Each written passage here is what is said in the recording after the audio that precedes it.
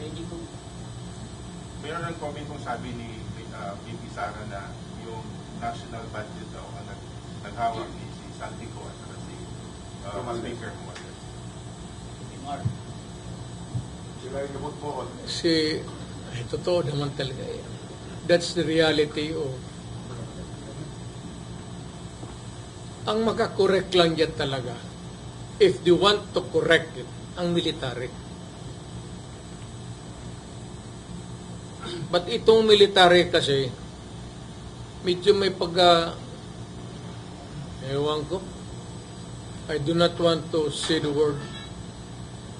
You know, if you're in military, just like in the other countries, hindi ka pwede magkudeta tapos ibigay mo kinabukasan, ibigay mo rin sa mga putang ina na.